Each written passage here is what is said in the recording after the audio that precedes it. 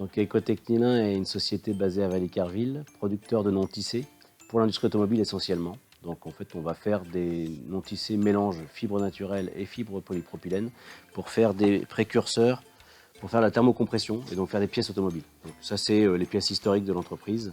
On vient mélanger les fibres naturelles et le polypropylène pour faire une pièce rigide. Donc ça c'est un panneau de porte. Ça c'est la technologie d'il y a 10-15 ans.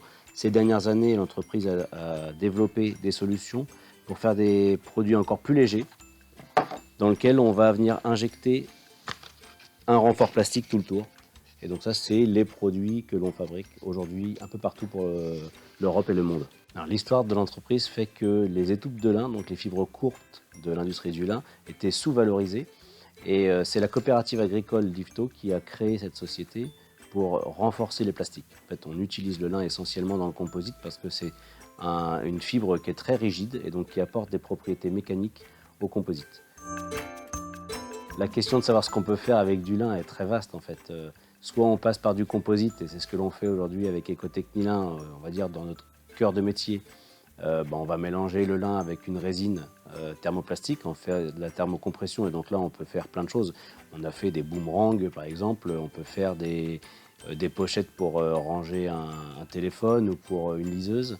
Donc ça c'est la partie composite thermoplastique, des choses qui sont recyclables et donc plutôt bonnes pour l'environnement.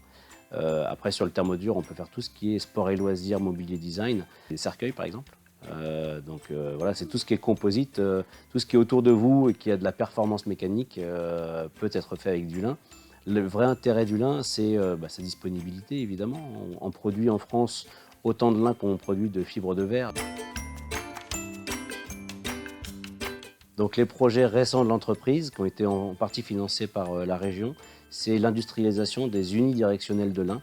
Donc en fait, on vient aligner toutes les fibres de lin dans un seul sens pour faire des composites très haute performance. On a développé des choses pour l'aéronautique et également pour le sport et loisirs et le mobilier design. Et donc on voit derrière moi une planche de snowboard qui est faite avec ce produit qui s'appelle le flax tape.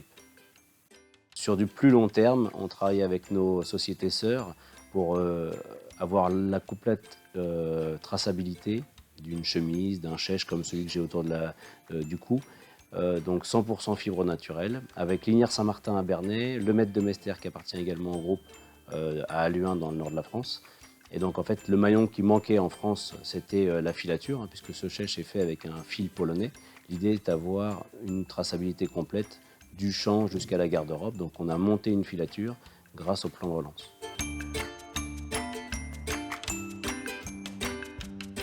L'intégration d'Ecotechnilin dans la filière lin, en fait, elle s'est toujours faite par la technique jusqu'à présent.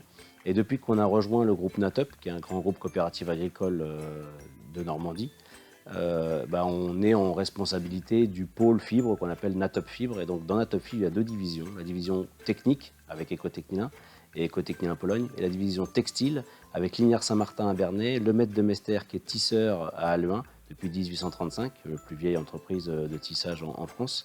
Et donc on a pour compléter ce dispositif mis une filature grâce au PIA filière pour avoir en fait la production ruban, le fil, le tissu. On a nos sous-traitants teinturiers français et donc on travaille avec des confectionneurs français pour avoir 100% de la traçabilité sur un 100% lin made in France. Et la réorganisation de la filière sur le métier de filature, c'est trouver les constructeurs de machines, fabriquer des machines, trouver des hommes, les former, et donc on repart de zéro d'une feuille blanche.